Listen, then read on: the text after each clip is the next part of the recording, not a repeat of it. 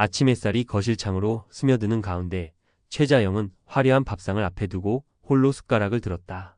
한상 가득한 반찬들, 구워진 생선, 진하게 끓인 된장찌개, 팥공기 위에 얹힌 달걀 프라이까지.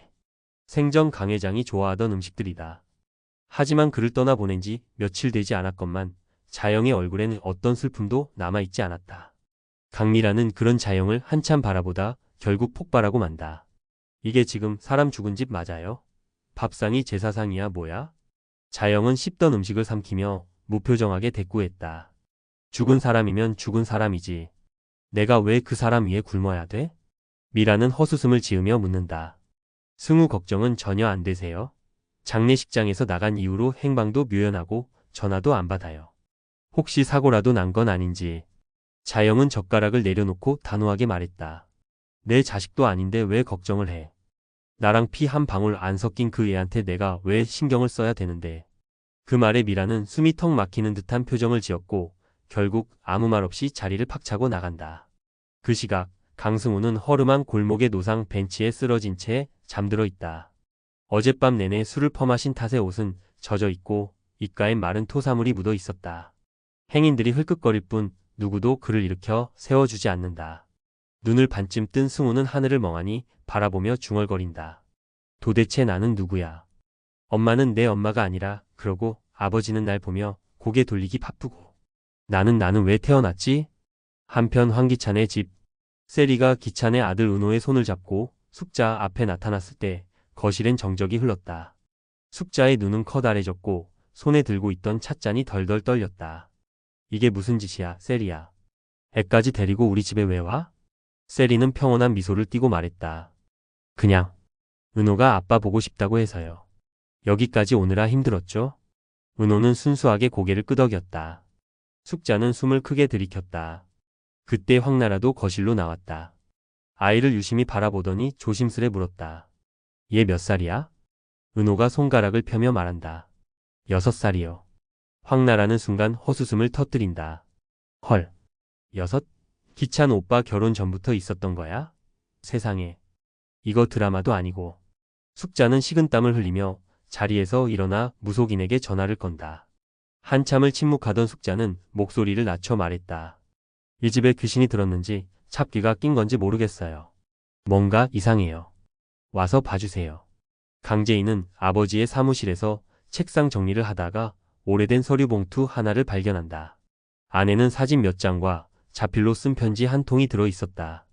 사진 속엔 젊은 시절의 강 회장과 낯선 여인이 있었다. 여인의 배는 불룩했고 회장은 그 옆에 손을 얹고 있었다. 편지를 읽기 시작한 제인의 손이 떨렸다. 그 순간 문이 열리고 김도윤이 조심스럽게 들어온다. 괜찮아요? 제인은 고개를 떨군 채 흐느낀다. 내가 알던 아빠는 그런 사람이 아니었는데 날 정말 사랑하긴 했을까? 도윤은 그녀의 어깨에 손을 얹고 말했다. 그 사람의 잘못과 당신의 가치는 별개예요. 당신은 사랑받을 자격이 충분한 사람이에요. 제인은 눈물을 닦으며 조용히 웃는다. 고마워요, 도윤씨. 당신 아니었으면 무너졌을 거예요. 같은 시각 기찬은 유경과 마주 앉아 있었다. 유경은 무표정한 얼굴로 사진 한 장을 꺼내 보인다. 이거 당신 아들이랑 세리씨가 같이 찍힌 사진이에요. 숙자 여사님 집 앞이죠. 기찬은 사진을 보며 찌푸린다. 은호 남치됐을 때 도와줬던 남자야. 그거 말고는. 유경은 단호히 말을 자른다. 여자는 여자를 알아요. 단순한 도움이라고 하기엔 눈빛이 너무 깊어요. 세리가 당신을 놓은 적이 없다는 건 알고 있었지만 이렇게까지 대놓고 아이를 앞세우다니. 당신은 그 아이가 당신 아들이란 말 한 번도 의심 안 해봤어요. 기찬은 아무 말 없이 고개를 떨군다. 그 침묵이 모든 걸 말해주고 있었다. 그날 저녁 숙자의 집엔 무속인이 들어섰다. 북을 두드리며 푸닥거리를 시작한 그가 돌연 멈춰선다. 이 집에 묻힌 인연이 있구먼. 피를 나눈 자식이라 알고 키웠으나 피보다 진한 악연이 엉켜 있어. 멀리할수록 나아질 것이고 붙잡으면 불행을 부를 것이야. 숙자는 벌떡 일어나 외친다. 은호 말하는 거죠? 그 아이는 기찬이 아들이 아닌 거예요? 무속인은 고개를 저었다. 그 아이 말고 또 다른 이가 있어. 살아는 있으되 이름을 잃은 자. 그 말에 숙자의 눈동자가 흔들린다. 강승우는 어느 공터에서 깨어난다. 그의 옆에는 어떤 낯선 노숙자가 앉아 있다. 젊은 친구, 왜 그렇게 죽고 싶은 얼굴이야?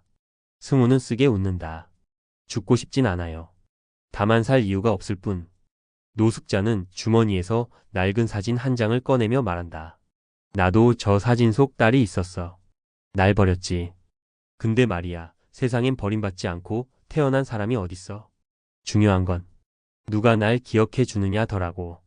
승우는 그 말을 되뇌며 조용히 일어난다. 그날 밤, 세리는 은호를 재운 뒤 혼자 술을 마시고 있다.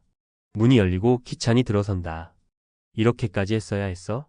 은호까지 데리고 와서? 세리는 눈을 반짝이며 묻는다. 솔직히 말해요. 은호가 당신 아들이라는 말 믿죠? 기찬은 잠시 침묵하다 입을 연다. 믿고 싶지 않아. 하지만 부정할 수도 없어.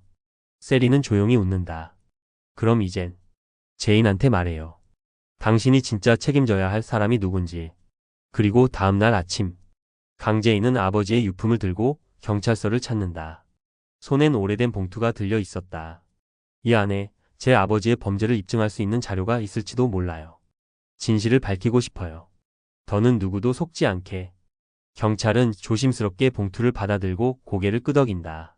그 순간 제인의 눈가엔 다시 한 줄기 눈물이 맺힌다.